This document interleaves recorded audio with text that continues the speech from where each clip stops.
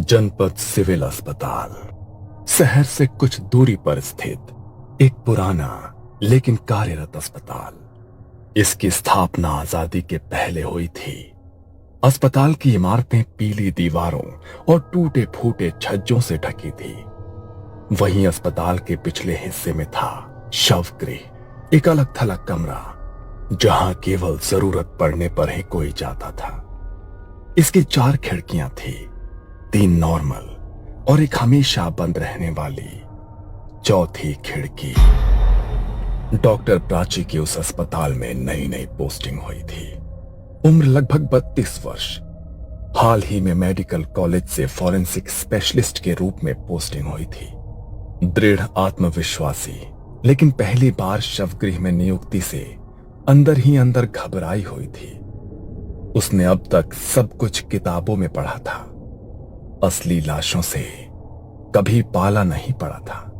उसकी पहली मुलाकात हुई रघु से, जो पिछले 30 सालों से शवगृह का सहायक था। सफेद झटबाल, झुकी हुई कमर, लेकिन चेहरे पर हमेशा चेतावनी भरी गंभीरता। उसका शरीर कमजोर था, पर आंखों में अनुभव की गहराई थी। शवगृह में सब कुछ उसी की मर्जी से होता था। वहां एक और व्यक्ति था, अजय, वार्ड बॉय, लापरवाह लेकिन कामकाज में तेज। कभी कभी नियम तोड़ देता था, लेकिन नर्सों के बीच काफी लोकप्रिय था। उसका व्यवहार हल्का फुल्का था, लेकिन कई बार जरूरत से ज्यादा उत्साही हो जाता था। अस्पताल का संचालन करते थे डीन घोष, सिविल अस्पताल के प्रमुख। उम्र 60 के पार, सख्त प्रशासक लेकिन अंदर से संवेदनशील। पुराने जमाने की बातों को गंभीरता से लेते थे। वो खुद मानते थे कि कुछ चीजें तर्क से परे होती हैं। रात की ड्यूटी की जिम्मेदारी निभाती थी नर्स कविता, सीनियर नर्स, तेज और सतर्क, हर छोटी बात नोटिस करती। पर शवगृह के पास ज्यादा देर रुकना उसे भी पसंद नहीं था। उसने कई बार अजीब घटनाएं होते देखी थी, पर कभी भी खुलकर नहीं बोली। डॉक्टर प्राची शर्मा को जब इस शवगृह में ड्यूटी के लिए भेजा गया, तो उसने सोचा कि यह बस एक सरकारी जॉब है। दिन में लाशें देखो, रिपोर्ट बनाओ और शाम को घर लौट जाओ। लेकिन जैसे ही वो पहली बार शवगृह के अंदर पहुंची, रघु ने उसे रोकते हुए कहा, मैडम, बाकी 3 खिड़कियां आप खोलिए, पर चौथी खिड़की को कभी छूना मत। क्यों? वहां भूत रहता है क्या? यहाँ जो आता है वो हंसता है, फिर एक दिन चुपचाप चला जाता है। प्राची ने उसे हल्के में लिया, लेकिन ये शुरुआत थी उस डरावनी कहानी की जो धीरे धीरे उसका हिस्सा बनने वाली थी। 6 साल पहले इसी अस्पताल में एक और डॉक्टर काम करते थे, डॉक्टर जोशी। डॉक्टर जोशी काबिल डॉक्टर थे, लेकिन अंधविश्वास में उनका विश्वास नहीं था। एक रात ड्यूटी के दौरान उन्होंने सिगरेट पीने के लिए चौथी खिड़की खोल दी थी, लेकिन नर्स कविता वो वहां से गुजर रही थी। तब उसने वो दृश्य देखा था। वो खिड़की खोलते ही जैसे कुछ धुआं सा अंदर आया और डॉक्टर जोशी वहीं शॉक में खड़े थे। उनके चेहरे पर ऐसा डर था जैसे वो कुछ देख रहे हों जो वहां था ही नहीं। कविता थोड़ी देर के लिए वहां से गई थी, लेकिन जब लौटी तो उसने डॉक्टर जोशी को अजीब अवस्था में देखा। उनकी आंखें खुली थी, चेहरा पसीने से भीगा था और एकटक उसी खिड़की को घूर रहे थे। उस हादसे के बाद डॉक्टर जोशी ने किसी से कुछ नहीं कहा, लेकिन वो अंदर से बदल गए थे। उन्होंने चुपचाप अपने ट्रांसफर की अर्जी दे दी, पर उनका ट्रांसफर मंजूर होने से 2 हफ्ते पहले ही उनकी लाश उसी चौथी खिड़की के नीचे अस्पताल के अहाते में मिली थी। आंखें खुली हुई, शरीर में कोई चोट नहीं, लेकिन चेहरा वैसा ही भयभीत जैसा नर्स कविता ने उस रात देखा था। इस हादसे के बाद कविता ने डीन को सारी सच्चाई बताई। 2 हफ्ते पहले की बात है। जोशी सर नाइट शिफ्ट कर रहे थे। मैं वहाँ से वॉशरूम जा रही थी, तभी मैंने उन्हें वो चौथी खिड़की खोलकर सिगरेट जलाते देखा। जब मैं वापस लौटी तब जोशी सर जमीन पर डरे बैठे थे, पसीने में भीगे, उसी खिड़की के पास देख रहे थे। तभी अस्पताल प्रशासन ने आदेश जारी किया कि शवगृह की चौथी खिड़की हमेशा बंद रहेगी। प्राची अपनी रोज की ड्यूटी करती, रिपोर्ट्स बनाती और समय पर घर लौट जाती। चौथी खिड़की उसके लिए बस एक बंद कोना थी, न कोई सवाल, न कोई दिलचस्पी। लेकिन एक दिन पोस्टमार्टम के लिए जगह कम पड़ गई और अनजाने में उसने एक टेबल चौथी खिड़की के सामने रख दी, जिस पर एक ताजा शव रखा गया था। उसे इसका कोई अंदाजा नहीं था कि ये छोटी सी गलती कैसे भयानक रात का दरवाजा खोलने वाली थी। उस रात अमावस्या थी, जब प्राची शवगृह में अकेली ड्यूटी कर रही थी। तभी अचानक लाइटें एक झटके में टिमटिमाने लगी। अचानक लाइट इतने टिमटिम क्यों कर रही है? जनरेटर भी चालू है। रघु, जो दरवाजे के पास बैठा था, वो अंदर आया और धीरे से बोला, आज अमावस्या है मैडम, और आपने चौथी खिड़की के सामने टेबल लगाई है। प्राची को पहली बार हल्का सा डर महसूस हुआ। उसने इधर उधर देखा, कुछ असहज सा महसूस करने लगी। रात के करीब 2 बजे शवगृह में गहराती खामोशी के बीच एक अजीब खड़खड़ाहट सुनाई दी। ऐसे लगा जैसे कोई खिड़की की सलाखों पर उंगलियां रगड़ रहा हो। प्राची धीरे धीरे मुड़ी और उसकी नजर चौथी खिड़की पर पड़ी। उसने देखा कि चौथी खिड़की की लोहे की सलाखें धीमे धीमे मुड़ने लगी थी, जैसे किसी ने बाहर से उन्हें पकड़कर खींचा हो। कौन है वहां? उसने खिड़की के पार देखा, पर वहां कोई नहीं था, सिर्फ घनी धुंध और उसमें एक पीली धीमी सी रोशनी, जैसे किसी ने मोमबत्ती जलाई हो। उसका पसीना छूटने लगा था, लेकिन वो खड़ी रही, शांत, बिना हिले। तभी ठंडी हवा का झोंका अंदर आया और शव की चादर हवा में फड़फड़ाने लगी। उस रात प्राची को नींद नहीं आई। अगली सुबह तक उसकी आंखें खिड़की पर जमी थी। यह पहली बार था जब उसने ऐसा महसूस किया था, शायद यहां कुछ है जो हमें हर वक्त देख रहा है। अगले दिन प्राची के मन में सवालों की बाढ़ आ गई।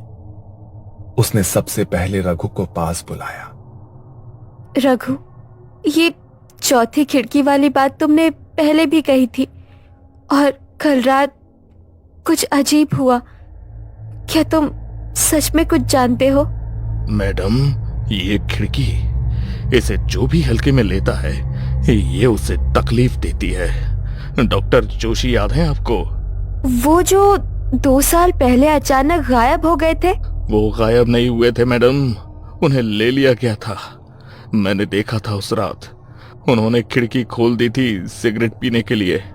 उसके 2 हफ्ते बाद ही उनकी मौत हो गई। प्राची को रघु की बात पर पूरी तरह यकीन नहीं हुआ, पर उसे अब जवाब चाहिए था। वो सीधे डीन घोष के कैबिन में पहुंची। सर, क्या आप मुझे शवगृह की चौथी खिड़की की असली कहानी बता सकते हैं? क्या सच में कुछ हुआ था? तुमने सही समय पर पूछा डॉक्टर प्राची, लेकिन जो जानोगे वो आसान नहीं होगा। उन्होंने कुर्सी से उठकर खिड़की की तरफ देखा, जैसे कुछ याद कर रहे हों, और फिर बोले, उस खिड़की के नीचे कभी लाशें नहीं रखी जाती थीं, लेकिन 8 साल पहले एक केस आया था। एक लड़की निधि, उसका बलात्कार करके हत्या कर दी गई थी। जब उसकी लाश आई तो उसका चेहरा बुरी तरह बिगड़ा हुआ था। परिवार पहचान नहीं सका और बिना अंतिम संस्कार के उसे खिड़की के नीचे टेबल पर रख दिया गया। फिर क्या हुआ? अगले दिन उस समय की ऑन ड्यूटी डॉक्टर गायब हो गई। बस उसके खून से सनी चप्पल और कमर की बेल्ट उस खिड़की के नीचे मिली। हमने बहुत तलाश की पर कभी उसका शव नहीं मिला। क्या आपने ये बात किसी को बताई थी? नहीं, पर उस घटना के 6 सालों बाद नर्स कविता मेरे पास आई और उसने डॉक्टर जोशी की कहानी बताई। तब जाकर मैंने आदेश जारी किया, शव गृह की चौथी खिड़की हमेशा के लिए बंद रहेगी। प्राची का चेहरा अब गंभीर था। वो जान चुकी थी कि ये खिड़की सिर्फ ईंट पत्थर की नहीं है, ये उसके दर्द की राह थी। वार्ड बॉय अजय को चौथी खिड़की की पूरी कहानी नहीं पता थी। एक रात ड्यूटी के दौरान उसने देखा कि खिड़की के पास बहुत धूल मिट्टी जमा है। बाकी कमरा साफ करने के बाद उसका ध्यान वहीं गया। उसने खिड़की की कुंडी खोली और झुककर सफाई करने लगा। जैसे ही उसने झाड़ू से खिड़की की जाली छुई, एक करंट उसके पूरे शरीर में दौड़ गया। कविता, इस खिड़की के पास से ठंडी सांस जैसी लग रही है, कोई है क्या? नर्स कविता बाहर कॉरिडोर में ही थी, लेकिन तब तक उसे कुछ महसूस नहीं हुआ। रात के 2:45 पर अचानक शवगृह से एक दिल दहला देने वाली चीख गूंजी। कविता भागती हुई अंदर पहुंची। वहां अजय फर्श पर पड़ा था, आंखें पूरी तरह खुली हुई, मुंह जैसे चीखते चीखते खुला रह गया हो, चेहरा सफेद और भयभीत। ऐसा लगा जैसे उसने मरने से पहले कुछ ऐसा देखा हो जिसे वो सहन नहीं कर पाया। खिड़की की ओर देखा तो वहां एक लाल साड़ी में कोई औरत जैसी आकृति खड़ी थी। उसका चेहरा धुंध में छुपा हुआ था और अगले ही पल वो गायब हो गई। कविता सन्न रह गई। उसे समझ आ गया कि अजय ने वही गलती की थी जो पहले डॉक्टर जोशी कर चुके थे। प्राची डॉक्टर होने के साथ साथ थोड़ी आध्यात्मिक भी थी। उसने निधि की आत्मा की पीड़ा को समझा और तय किया कि वो इस रहस्य को पूरी तरह से सुलझाएगी। उसने किसी तरह डीन घोष को मनाया और अगले अमावस्या की रात एक अनुभवी तांत्रिक बाबा महेश्वर नाथ को बुलाया। बाबा ने शवगृह की चौखट पर बैठकर तंत्र विधि की तैयारी शुरू की।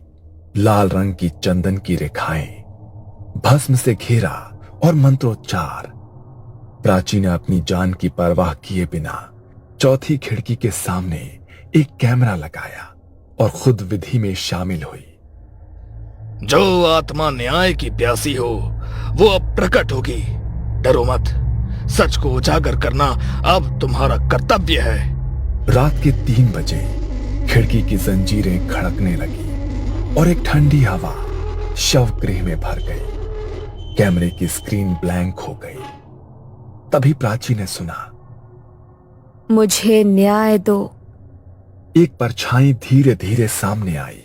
वही लड़की, झुलसी त्वचा, अधखुले होंठ और खून से सनी साड़ी। मैं इंतजार करती रही हर रात। कोई मेरा सच नहीं जानता। किसी ने मेरी चिता नहीं जलाई। मैं अधूरी रह गई। प्राची कांपती हुई खड़ी रही। उसकी आंखों में आंसू थे। मैं करूंगी। मैं तुम्हारा अंतिम संस्कार करवाऊंगी। तुम्हें शांति दूंगी, ये वादा है। बाबा ने मंत्र पढ़ते हुए खिड़की पर भस्म फेंका और एक तेज चीख गूंजी जैसे आत्मा ने वर्षों का दर्द उगल दिया हो। कमरे का तापमान सामान्य होने लगा, लेकिन हवा में अब भी भारीपन था, जैसे कोई दर्द अभी पूरी तरह गया नहीं था। बाबा महेश्वर नाथ ने जो भस्म निधि की आत्मा पर डाली थी, उसने उसकी व्याकुल आत्मा को कुछ क्षणों के लिए शांत कर दिया। कमरे का तापमान सामान्य होने लगा और बाबा ने धीरे से प्राची से कहा, अब समय है उसे अंतिम मुक्ति देने का। जब तक उसका अंतिम संस्कार नहीं होगा ये पीड़ा कभी खत्म नहीं होगी। अगले ही दिन प्राची ने निधि के पुराने केस को दोबारा खुलवाया। डीएनए टेस्ट और अस्पताल के रिकॉर्ड्स के जरिए वो आखिरकार निधि के परिवार तक पहुंचने में सफल रही। जब परिवार को सच्चाई बताई गई तो उनकी आंखों में आंसू छलक आए उन्होंने तो उम्मीद ही छोड़ दी थी कि उनकी बेटी की आत्मा को कभी शांति भी मिल पाएगी। बाबा ने उस आत्मा पर फेंका वही भस्म उन्हें सौंपते हुए कहा, अब यही उसकी अस्थियां हैं, इन्हें विधि पूर्वक विसर्जित करें और आत्मा को मोक्ष दें। एक सप्ताह बाद पूरे धार्मिक रीति रिवाजों के साथ गंगा किनारे निधि का अंतिम संस्कार किया गया। उस रात शवगृह की चौथी खिड़की खुद ब खुद बंद हो गई। पहली बार कोई उंगलियों की आवाज नहीं आई, कोई परछाई नहीं दिखी। हवा स्थिर थी और कमरे में एक सुकून था, जैसे किसी ने वर्षों से रो रही आत्मा को गले लगा लिया हो। अस्पताल प्रशासन ने उस खिड़की पर अब एक ताले के साथ देवी की तस्वीर भी टांग दी। अब भी लोग कहते हैं कि कुछ आत्माएं तब तक भटकती हैं जब तक उन्हें न्याय न मिले, और चौथी खिड़की सिर्फ एक रास्ता नहीं थी, वो उसकी मौत की पुकार थी। ये कहानी आपको अच्छी लगी हो तो हमें सब्सक्राइब करें, हमारा इंस्टाग्राम और फेसबुक पेज जरूर फॉलो करें। अगर आपके पास ऐसी ही कोई कहानी हो तो हमें कमेंट बॉक्स में भेजें। हम कोशिश करेंगे कि अगली एनिमेटेड स्टोरी आपकी होगी।